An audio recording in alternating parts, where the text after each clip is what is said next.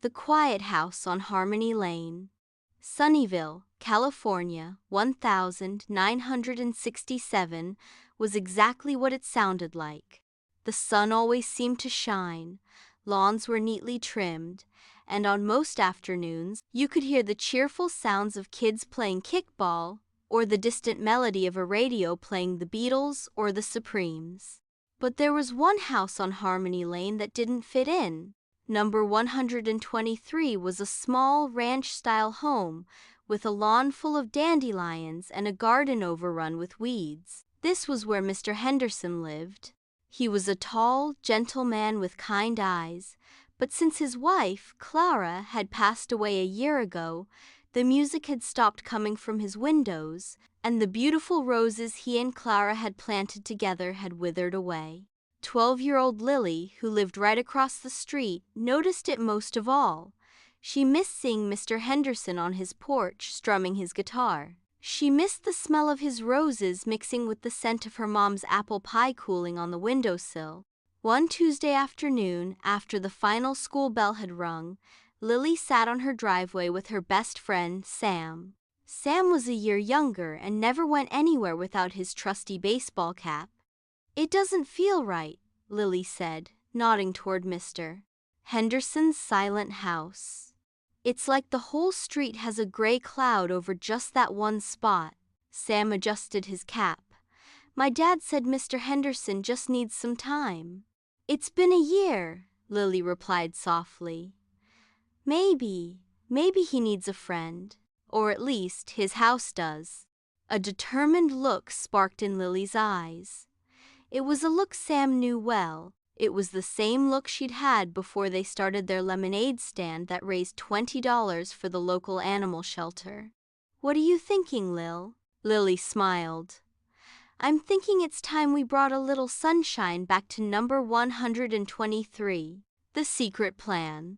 Later, in the safety of Lily's bedroom, a space decorated with a tie-dye bedspread and posters of the Beach Boys, the two friends hatched their plan. They called themselves the Sunshine Crew. "Rule number 1, Lily said, writing it down on a piece of notebook paper with a flower doodled in the corner. "It has to be a secret. We can't embarrass Mr. Henderson." "Rule number 2, Sam added, munching on a potato chip. "No going inside his house. Mom says a person's home is their castle." "And rule number 3, Lily finished. "We do things that remind him of happy times. My mom said he loved gardening with Mrs. Clara, and he loved music more than anything." Their plan was simple but grand. Phase 1, the garden rescue. They would sneak over after school and slowly, quietly pull the weeds and plant new flowers. Phase 2, the music mission. This part was trickier, but Lily had an idea. "We can't just give him a record," she mused. "It has to be special." Sam snapped his fingers.